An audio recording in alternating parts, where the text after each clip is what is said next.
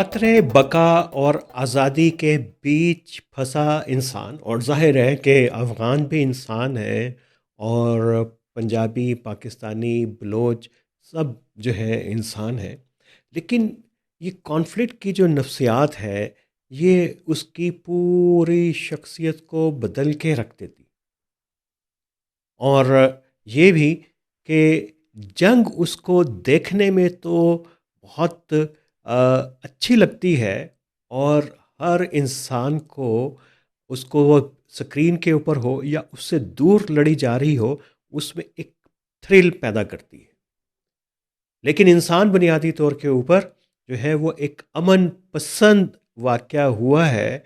और जब वो जंग उसकी अपनी ज़ात तक पहुंचती है, तो तब उसका असल क्राइसिस शुरू होता है और एक जंग उसके अंदर बर्पा होती है।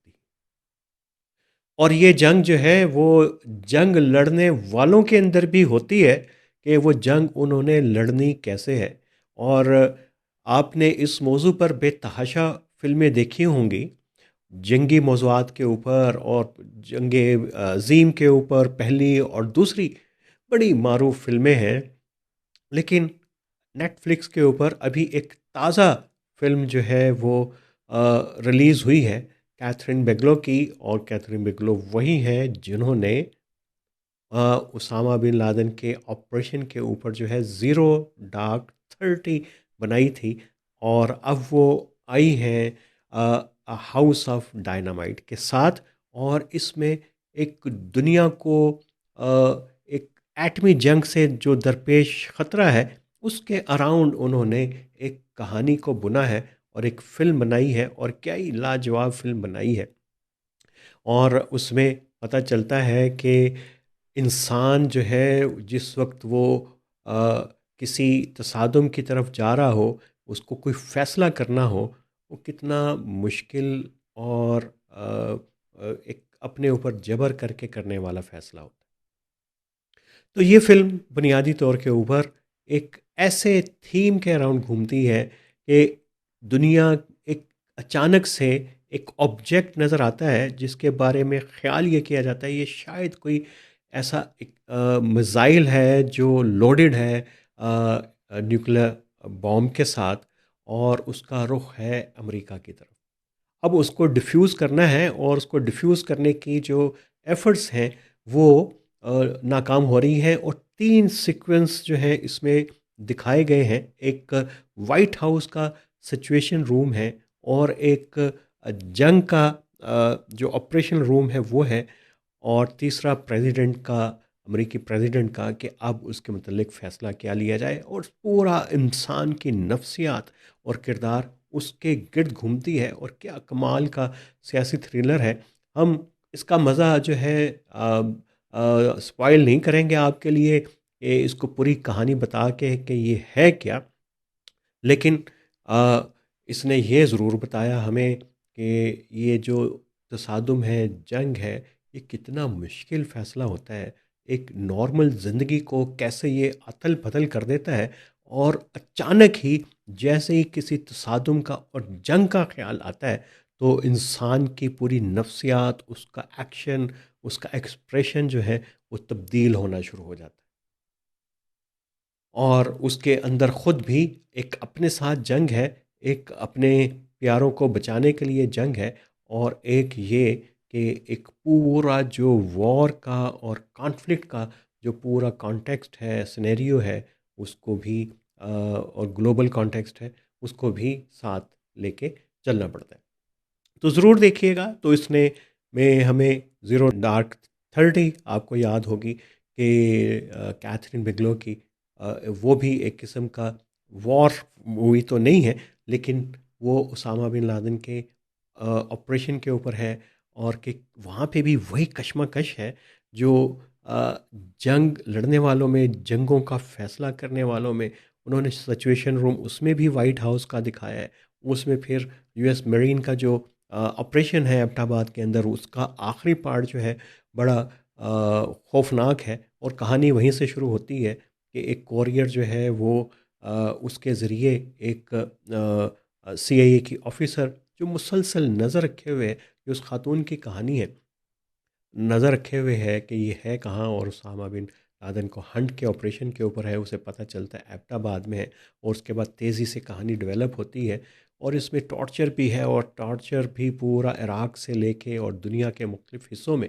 और उस फ़िल्म ने जो है बड़ी डिबेट छेड़ी थी, और ये टॉर्चर के ऊपर, और जब मालूमात के हसूल के लिए जो किया जाता है उसके हवाले से, और एक बड़ा एक इंसानी अलमिया के तौर के ऊपर इसको दिखाया गया इसमें। और लेकिन चूँकि पाकिस्तान का इसमें था, इसलिए ये फ़िल्म जो है वो हमारे लिए तो थी ही, लेकिन कैथरीन को भी इससे ख़ासा जो है उसकी शोहरत को चकाचौंध हो गई। लेकिन उससे पहले आपको पता है कि कैथरीन बिगलो की जो एक बड़ी कमाल की फ़िल्म है, और जो फ़िल्म बीन है उन्होंने तो ज़रूर देखी होगी, द हार्ट लॉकर। ये भी एक जंग इराक़ के अंदर है, और क्या खूबसूरत पिक्चराइजेशन है। फिर इसी तरह जैसे हाउस ऑफ डायनामाइट के अंदर कशमकश है इंसान की एक फ़ैसला करने में, और जो एक सिचुएशन में फंसे हुए हैं, जंग की कॉन्फ्लिक्ट की फंसने वाले हैं। इसी तरीके से यहाँ पे बम डिस्पोजल यूनिट वाले जो हैं, एक जो जैकेट पहने हुए शख्स आता है और उसको डिफ्यूज़ करना है, और वो उस शख्स के बारे में भी बिल्कुल पता नहीं चलता कि वो उसने इंटेंशनली ये जैकेट पहनी है, या उसको दहशतगर्दों ने जैकेट पहनाई है। ये तमाम चीज़ें उस फ़िल्म के अंदर भी, हॉट लॉकर के अंदर भी जो है वो अफ़वाह के अंदर ही रहती हैं।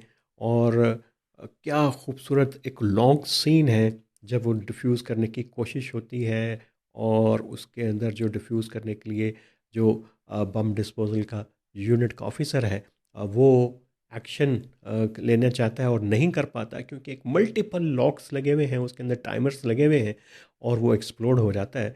और वहाँ पे भी ये भाम रहता है कि ये तो अपनी ज़िंदगी चाहता था, बार बार कहता है कि मेरे बच्चे हैं, मेरा ख़ानदान है, मुझे बचाओ, मुझे ज़िंदा रहना है। उसका कुछ भी पता नहीं चलता। और जो हाउस ऑफ डायनामाइट्स के अंदर भी यही है कि वो जो मज़ाइल है जिसका रुख शिकागो की तरफ है, जिसके साथ जो है वो न्यूक्लियर डिवाइस है, वो उसका भी पता नहीं चल रहा कि ये छोड़ी किसने। रशिया के बारे में कहा जाता है, वहाँ से भी डिनाइल आता है, नॉर्थ कोरिया के ऊपर पूरा शक है। फिर ये कि चाइना के बारे में भी ज़िक्र आता है कि शायद उन्होंने कोई एआई के ज़रिए कोई एक्सपेरिमेंट किया है, लेकिन तय नहीं हो पाता और कि ये है क्या।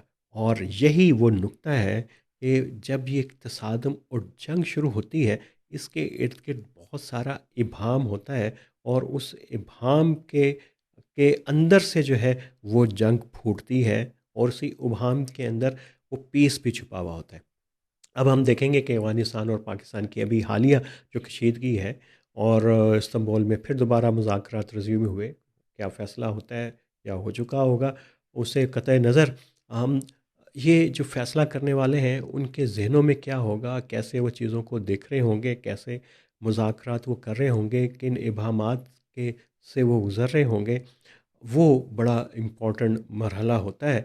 और ये कि ये तय करना कि हमारा ये पूरी जो जंग शुरू हुई हुई है, ये हुई कहाँ से है, कौन ट्रिगर है, ये क्या टीटीपी है, ये क्या दाइश है, ये क्या गुल बहादुर है, या ये अलकायदा है, ये हैं कौन, और क्या ये इंसानों से हटके, क्या ये कोई आइडिया है, ये कोई नज़रिया है, ये कोई सुपरियॉरिटी का कॉम्प्लेक्स है, ये कोई सियासी कंडीशनिंग है इंसानों की, या ये कोई और तज़वीराती कंडीशनिंग है जो मजबूर करती है जंगों को ट्रिगर करने में। जंग एक बहुत बड़ा वर्ड है, इसके लिए कॉन्फ्लिक्ट जो है वो इंतहाई मुनासिब वर्ड है। तो वो फिर ये जो हालिया मुज़ाकरात हुए पाकिस्तान और अफ़गानिस्तान के, बराह रास्त तो ताल्लुक़ नहीं है हाउस ऑफ डायनामाइट, लेकिन जो इंसान के ज़मीर कशमकश, अंदरूनी कशमकश है, वो उसके अंदर बड़ी इम्पोर्टेंट है। और चूँकि ये फ़िल्म हमें द हॉट लॉकर भी की भी याद दिलवाती है, तो वो फिर के जो विक्टिम्स हैं जंग के, जिसका हमने एक सुसाइड वेस्ट वाले का ज़िक्र किया, वो अफ़गानों से ज़्यादा, और हमारे जो कबायली अज़ला हैं केपी में और बलूचिस्तान के अज़ला हैं, उधर उनसे बेहतर कौन समझता होगा कि ये कितनी दर्दनाक चीज़ है।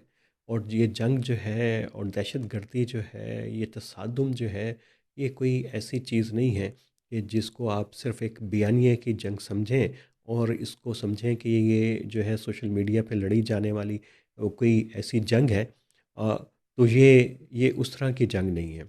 बल्कि मुझे याद आया कि 2014 में भी इस तरह की कोई फ़िल्म बनी थी। ये जो हम बयानियों की जंग कर रहे हैं, तो ड्रोन के ऊपर एक ऐसे आदमी का क्राइसिस है जो हज़ारों मील दूर बैठा हुआ है, और अ डार्क और मेरा ख़्याल है कि उस फ़िल्म का नाम है। तो उसमें उसको किस किस्म के वो जो हमला करता है, वो तो ज़ाहिर है उसकी नज़रों के सामने नहीं, उसके लिए तो एक वीडियो गेम है, और लेकिन उसके क्या नफ्सियाती असरात होते हैं, तो वो उसको पता है। तो ये बयानिए की जंग जो है ये नहीं होती, और असल में जो कॉन्फ्लिक्ट ज़मीन के ऊपर होता है, वो खौफनाक शक्ल के अंदर होता है। इसमें इंसान हकीकी तौर के ऊपर मरते हैं। ये फ़िल्म नहीं होती कि जो ये शायद कोई किरदार जो है बहरूप भरा हुआ है, और ये जो हीरो मर भी गया और ये जो विलन कट भी गया, तो ये फ़िल्म ख़त्म होने के बाद फ़िल्माए जाने के बाद, सीन फ़िल्माए जाने के बाद वो उठ खड़े होंगे, इंसान नहीं होंगे। ना ही इस तरह से कौमें खड़ी होती हैं। ये फ़िल्में जो हैं, ये कहानियाँ जो हैं, ये हमारी ज़िंदगियों से निकली हुई होती हैं और हमारी ज़िंदगियों से मुतल्लिक होती हैं। अगर आप इससे सिर्फ़ एंटरटेनमेंट का ही काम ले रहे हैं, तो ज़ाहिर है कि ये भी एक बड़ा अहम मकसद है इंसान के, फ़िल्म देखने का, पढ़ने का, कहानी को, नॉवेल को, फ़िल्म को, म्यूज़िक को, और ये बहुत ज़रूरी है। लेकिन सिर्फ़ उसको उसी हद तक रखते हैं, तो फिर शायद हम चीज़ों को उस कॉन्टेक्स्ट में समझ नहीं पाते। हम डिटैच कर लेते हैं और उसको फ़ैंटेसाइज़ करते हैं।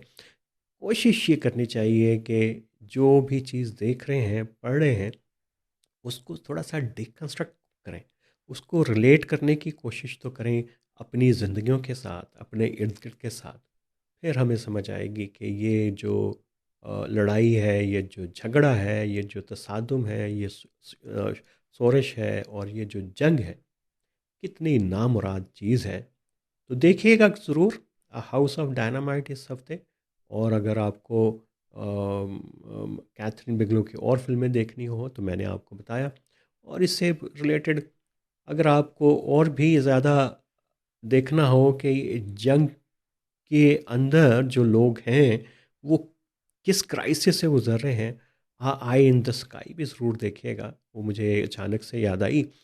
तो आज के लिए इतना ही। और चूँकि आज हमारा मौजू था नैरेटिव्स विद आमिराना में the show of the week, मैंने सोचा कि क्यों ना हाउस ऑफ डायनामाइट का ज़िक्र किया जाए, और आपको तरग़ीब दिलाई जाए कि अच्छा वीकेंड गुज़ारें, और ये पूरा हफ़्ता जो आप सुनते रहे अफ़गानिस्तान, अफ़गानिस्तान, जंग, तालिबान, अब उससे आपको रिलेट भी कर पाएँगे, और उस जो एक ट्रॉमा जो इवॉल्व हुआ होगा आपके इर्द-गिर्द ज़हनों में, उससे ये रिलीफ़ भी आपको देगी। तो आज के लिए इतना ही, तो मिलेंगे कल किसी और मौज़ू के साथ।